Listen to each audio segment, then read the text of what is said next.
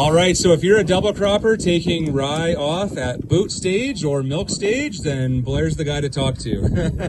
What do we got going on here, Blair? Yeah, so we got 3 different blends here. I will just get my piece of paper out. One was, first blend here was a mix of Renegade barley, haymaker oats, and we had some 4010 peas in there as well.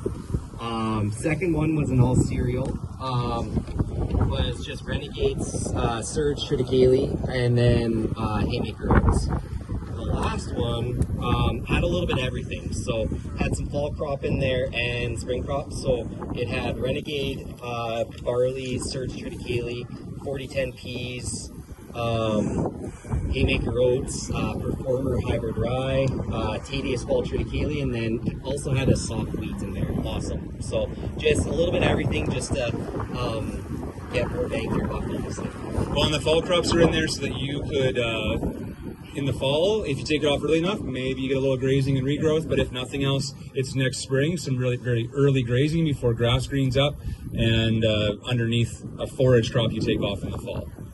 And then you got a big mix here. Yeah, so this one, so we're an Imperial Seed dealer, and this is one that, it's a popular one that they sell at TG Fall Grazer. So this one has a lot of Japanese millet, Italian rye, Persian clover, forage collards, sunflower, and then tep grass in there as well. So real big mix on it. But and it's a little hard. Blair doesn't have a very fancy seed drill to do these plots, so he's got a hoe. So we might have a little high plant population through these plots. Maybe that's why you're seeing the lodging, or high fertility in general in this kind of spot. Because all we did was we had this plot we mowed out, and he just kind of made some space here, and so the science is not real sciencey on this one. It's more of a demonstration on what people can or could do. Any questions around the blends before we move down to the milk timing blend there? Okay, let's look at these ones over here. Yeah, so these were planted on June or May 27th. Just as a representative, and then the TG Fall Grazer was planted on May 30th. So after a boot cut timing of a rye. And when was this planted, Blair? This was planted June 27th. So we have 3 different oat comparisons here, and then a forward sorghum as well. So we have our new one, CDC Buyer, up against Wesley oats, and then haymaker as well, just to show comparison.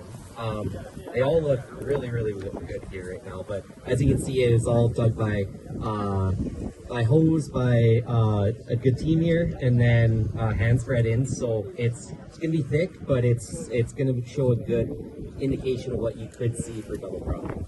So that would be after a milk stage of hybrid rye.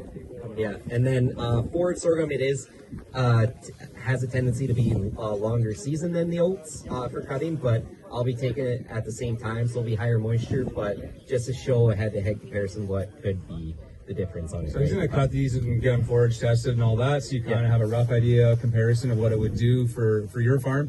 And then if you have if we have an early year like we had 5 years ago, the double cropping is a challenge, period. Yeah. But the oats are going to be ready at a certain time. This is going to be ready much later. So if you don't get a frost early, your sorghum's probably going to win. If you get a frost early, you're going to be in trouble, and you're going to be wishing you had this. So it depends on the fall you get, whether the sorghum's going to blow everything else out of the water, or if you get an early frost, then the sorghum, you're in trouble. So. Yeah, 2 years ago I took sorghum on October 12th, and it was double the yield of what the oats showed. So it was tall. It was tall as us, right? Yeah. Could you mix them? I mean, you could. We've seen when we've mixed them before. We've had competition almost, and it seems like one smothers out the other. Like the oats almost smother that out. It is a little slower. So like I've had guys that do like mix forward sorghum with barley, and they don't get any forward sorghum come up. So it's, I guess you could, but it's probably better to just pick one or the other. Yeah. Unless you could put one row, mid-row banders this, and the shanks this. Is that nutrient deficient? Or is it just normally yellowier? It's normally like that. Yeah. A little weird. Yeah. Do a lot of that. You mentioned nutrient deficiency. Do you do any nutrient testing?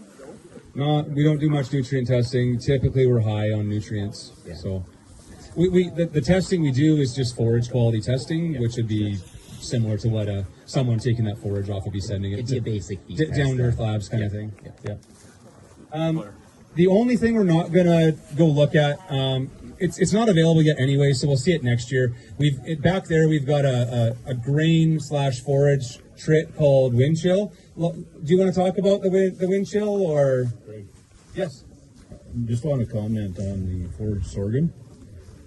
It's a warm season grass, so it takes about 60 days to set a root before it bolts, just like corn.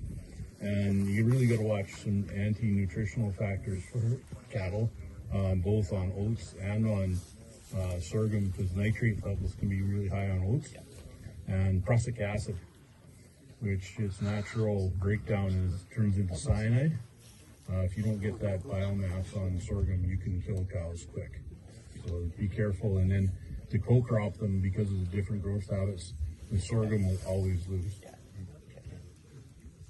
Well, and your oats will be like maturing and your sorghum's still going along if you don't get a frost. So thanks, Courtney. The one thing we're probably not going to get time to go see today is we've got a 2.5 acre breeder to select plot of AB wind chill. 2 PGRs on that. It's standing a little better than this one, but it's a reduced on variety, so it's not onless. But it's going to be a grain / forage flex, and it's tall. We have a lot of interest in that variety, but it's not available this year. But I don't think we're going to go that way. I think we risk getting the bus stuck back there. So, do you want to say a few words about it? It's brand new out of your program. I just remember Mazen was here for your winter one, and he was saying that the quality is very close to the wheat. So we're hoping for lots of promise on that one for the silage and the forage quality. Yeah, I think some of our customers will use it for grain to feed or maybe other markets, but a lot of it will be forage. And yeah, I forgot about the quality. So the trit breeders are getting close or equal in forage quality to winter wheat. So if that's the case, then I would probably suggest if you're going to go forage a fall crop, if it's a similar quality, and you're probably going to get bigger tonnage out of these massive heads on that variety. The heads are huge. Yeah. So that'll be a great forage option for customers, an alternative to the rise or the winter wheats. Yeah, I guess that's one thing that Mazen's doing is he's actually bringing the height down a bit, but what he's doing is increasing the length of the head, so that increases the quality. So I think that's where it's coming from. Okay. As we any last questions here before we wrap up and reboard to go back for lunch? All right, let's head to the bus.